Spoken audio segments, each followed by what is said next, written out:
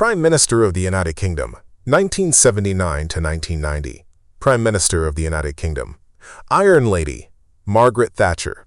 His political career and achievements. Everything about the reign and Prime Minister of the United Kingdom. Margaret Thatcher. Her life and everything about him. Part 3. The Institute's pamphlets propose less government, lower taxes, and more freedom for business and consumers. Thatcher intended to promote neoliberal economic ideas at home and abroad. Despite setting the direction of her foreign policy for a conservative government, Thatcher was distressed by her repeated failure to shine in the House of Commons. Consequently, Thatcher decided that as her voice was carrying little weight at home, she would be heard in the wider world. Thatcher undertook visits across the Atlantic, establishing an international profile and promoting her economic and foreign policies. She toured the United States in 1975 and met President Gerald Ford, visiting again in 1977 when she met President Jimmy Carter. Among other foreign trips, she met Shah Mohammad Reza Pahlavi during a visit to Iran in 1978. Thatcher chose to travel without being accompanied by her shadow foreign secretary, Reginald Maudling, in an attempt to make a bolder personal impact. In domestic affairs, Thatcher opposed Scottish devolution home rule and the creation of a Scottish Assembly. She instructed Conservative MPs to vote against the Scotland and Wales Bill in December 1976, which was successfully defeated. And then, when new bills were proposed, she supported amending the legislation to allow the English to vote in the 1979 referendum on Scottish devolution. Britain's economy during the 1970s was so weak that then Foreign Secretary James Callaghan warned his fellow Labour cabinet members in 1974 of the possibility of a breakdown of democracy, telling them, "If I were a young man, I would emigrate." In mid-1978, the economy began to recover, and opinion polls showed Labour in the lead, with a general election being expected later that year and a Labour win a serious possibility. Now, Prime Minister Callaghan surprised many by announcing on the 7th of September that there would be no general election that year and that he would wait until 1979 before going to the polls. Thatcher reacted to this by branding the Labour government chickens, and Liberal Party leader David Steel joined in, criticizing Labour for running scared.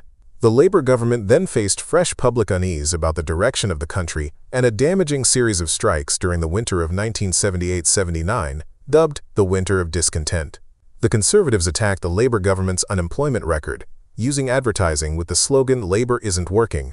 A general election was called after the Callaghan ministry lost a motion of no confidence in early 1979. The Conservatives won a 44-seat majority in the House of Commons, and Thatcher became the first female British Prime Minister. In 1976, Thatcher gave her Britain Awake foreign policy speech which lambasted the Soviet Union, saying it was bent on world dominance. The Soviet Army journal Red Star reported her stance in a piece headlined, "Iron Lady Raises Fears," alluding to her remarks on the Iron Curtain. The Sunday Times covered the Red Star article the next day, and Thatcher embraced the epithet a week later. In a speech to Finchley conservatives, she likened it to the Duke of Wellington's nickname Iron Duke. The iron metaphor followed her throughout ever since, and would become a generic sobriquet for other strong-willed female politicians. Thatcher became Prime Minister on the 4th of May 1979.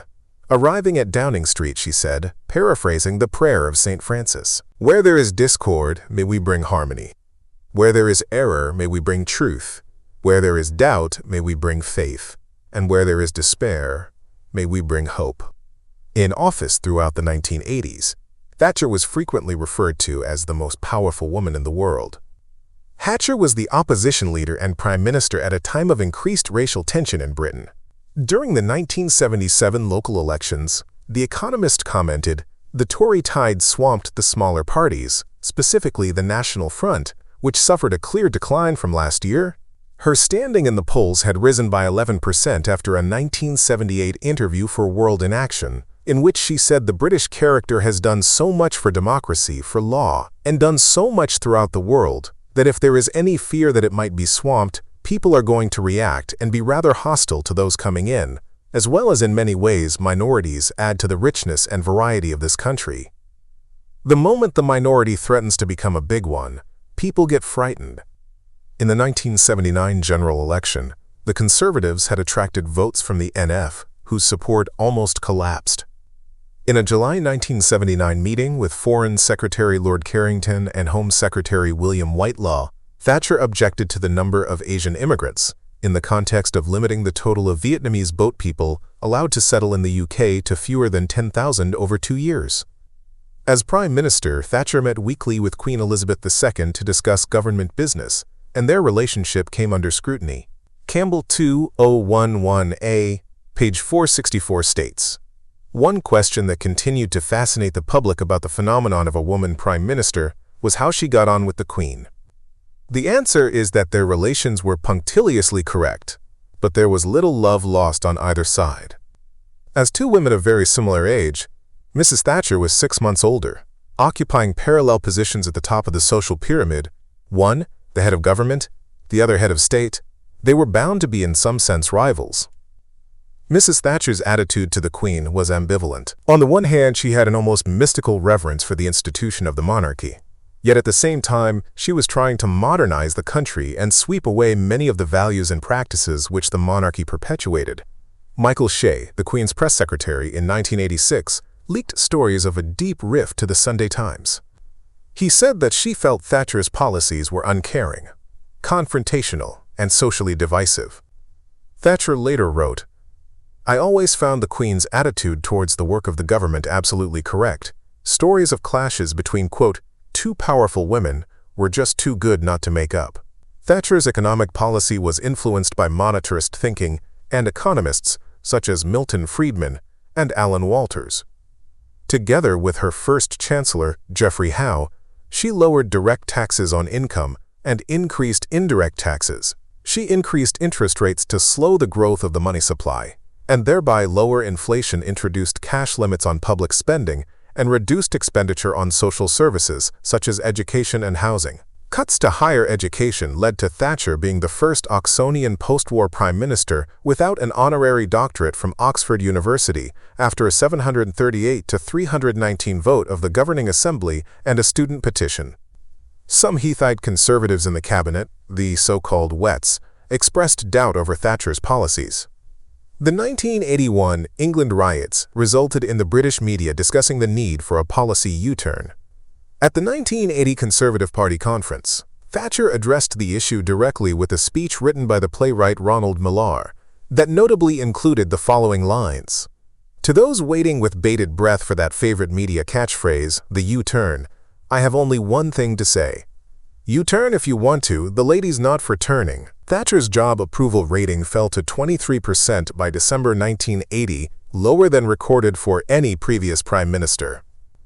As the recession of the early 1980s deepened, she increased taxes, despite concerns expressed in a March 1981 statement signed by 364 leading economists, which argued there was no basis in economic theory for the government's belief that by deflating demand, they will bring inflation permanently under control, adding that present policies will deepen the depression, erode the industrial base of our economy, and threaten its social and political stability. By 1982, the UK began to experience signs of economic recovery. Inflation was down to 8.6% from a high of 18%, but unemployment was over 3 million for the first time since the 1930s. By 1983, overall economic growth was stronger, and inflation and mortgage rates had fallen to their lowest levels in 13 years, although manufacturing employment as a share of total employment fell to just over 30%, with total unemployment remaining high, peaking at 3.3 million in 1984.